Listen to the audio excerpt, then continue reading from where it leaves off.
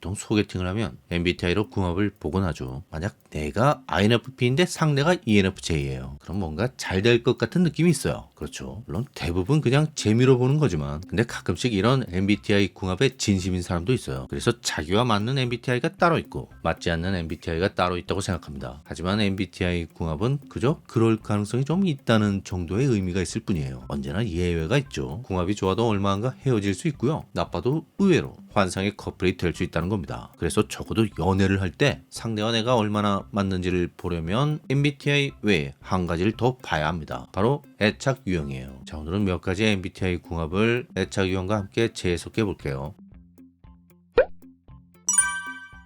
사실 MBTI는 연애보다는 직업과 관련된 테스트라고 할 수 있어요. 이걸 만든 마이어스도 이런 말을 합니다. 이 설문지는 사람들이 그들의 천직을 찾는데 어려움을 겪고 있지는 않는지를 알아보고 어떻게 그들을 도울지 알기 위한 도구일 뿐입니다. 그러니까 만약 MBTI로 본 궁합이 좋다면 그건 함께 일할 때 좋은 사람이라는 거죠. 말하자면 직장 동료로 잘 맞는다는 얘기입니다. 근데 연애는 좀 다른 문제잖아요. 일할 때 손발이 잘 맞는다고 해서 사귀고 싶은 생각이 드는 건 아니라는 거죠. 만약 MBTI 궁합이 좋다면 대화가 잘 통하거나 가치관이 비슷하거나 그래서 갈등이 적거나 이 정도는 기대할 수 있다고 봅니다. 근데 연애에서 진짜 중요한 건 그런 게 아니에요. 그럼 뭐가 중요하냐? 감정입니다. 상대에게 내가 어떤 방식으로 감정을 표현하느냐, 그리고 상대의 감정에 내가 어떻게 반응하느냐, 이게 대단히 중요해요. 애착유형은 바로 이 감정을 다루는 방식을 보는 겁니다. 크게 세 가지 방식이 있는데요. 먼저 안정형, 인구의 절반이 안정형이라고 하죠. 이 사람들은 감정을 잘 다루는 편이에요. 상대의 감정을 배려하면서도 자신의 감정을 표현하는 게 어렵지 않습니다. 그래서 감정이 풍부하면서도 안정적으로 보입니다. 그리고 불안형, 이 사람들은 감정이 풍부하기는 한데 안정적이지는 않아요. 뭐랄까 자기 감정에 좀 휘둘리는 면이 있는 거죠. 집착형이라고도 합니다. 상대와의 관계에 집착하는 거예요. 관계가 깨어질까봐 불안해하고 그래서 자꾸 집착하게 됩니다. 그리고 회피형, 이 사람들도 얼핏 감정이 안정적인 것처럼 보이는데 사실은 감정이 별로 없는 거예요. 감정을 잘 모릅니다. 남의 감정도 잘 모르고요. 자기 감정도 잘 몰라요. 회피형은 거부형이라고도 하는데요. 이들은 상대가 너무 가까이 다가오면 부담스러워해요. 그래서 상대를 거부하는 느낌이 있습니다. 근데 사실은 이 유형 구분을 칼로 무 자르듯 명확하게 할 수 있는 건 아니에요. 말하자면 이것도 일종의 스펙트럼이라는 거죠. 안정형 중에도 완전 안정형이 있고 회피 성향이 어느 정도 있는 안정형도 있어요. 그리고 거의 병적인 회피형이 있는가 하면 안정형과 별 차이가 없는 회피형도 있습니다. MBTI도 그렇잖아요. 똑같은 T라도 100% T가 있고 51% T가 있다는 겁니다. 원래 성격이라는 게 그런 거예요. 스펙트럼일 수밖에 없습니다. 무슨 얘기인지 아시겠죠? 자, 먼저 INFP와 ENFJ의 궁합을 볼게요. 보통 MBTI 최고의 궁합 순위에서 항상 최상위를 차지하는 조합이죠. 일단 두 유형은 서로의 감정을 이해하는 게 어렵지 않습니다. 그러면서 INFJ는 INFP를 현실 세계로 끌어내어주고 INFP는 INFJ에게 영감의 원천이 되는 그런 이상적인 소울메이트 관계라고 알려져 있어요. 자, 그럼 내가 INFP인데 소개팅에서 INFJ를 만났다면 무조건 아름다운 사랑을 하게 되느냐?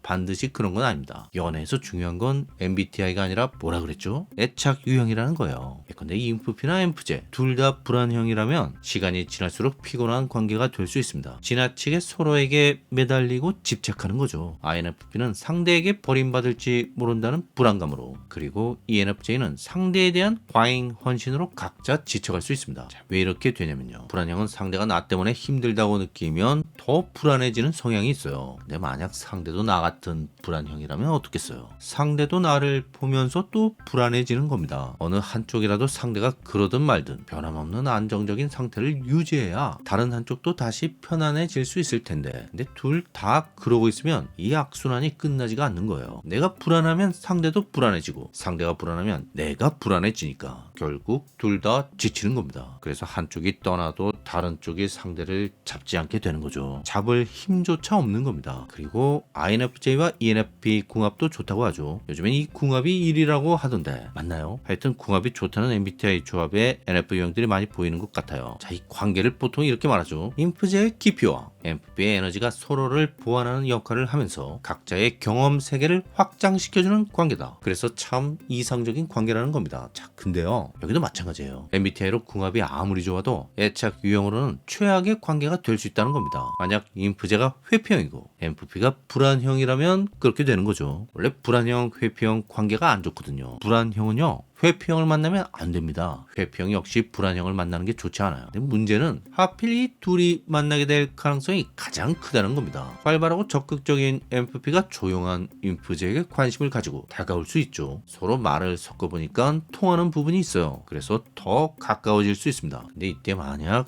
인프제가 회피형이라면 이렇게 가까운 거리를 오래 유지하기가 힘들어요. 회피형은 어느 정도 거리를 두는 관계가 편하거든요. 그래서 연락이 뜸해질 수 있습니다. 자, 그럼 ENFP가 왜 그러냐고 물어보겠죠. 이때 INFJ가 미안, 잠시 혼자 좀 있고 싶어. 이런 말을 하면 이제 MFP는 충격을 받는 겁니다. 이 MFP가 불안형이라면 확실히 그렇게 되는 거예요. 얘랑 관계가 깨어질지도 모르겠네. 이런 생각을 한다는 거죠. 그렇게 좀 힘들어하면서 연락을 안 하고 있는데 어느 날 인프제한테서 다시 연락이 옵니다. 회피형이 관계 자체를 무조건 거부하는 건 아니거든요. 그저 이들은 너무 가까운 관계가 불편할 뿐이에요. 하여튼 불안형 MFP 입장에서는 그제서야 숨을 돌리는 거죠. 그래서 다시 가까이 다가갑니다. 그럼 또 회피형 인프제가 힘들어해요. 이게 계속 반복되는 겁니다. 그래서 불안형 회피형 관계가 최악이라고 말하는 거예요. 내 방식대로 하면 상대가 힘들고 상대의 방식대로 하면 내가 힘들거든요. 그렇게 몇 번 가까워졌다 멀어졌다 하다가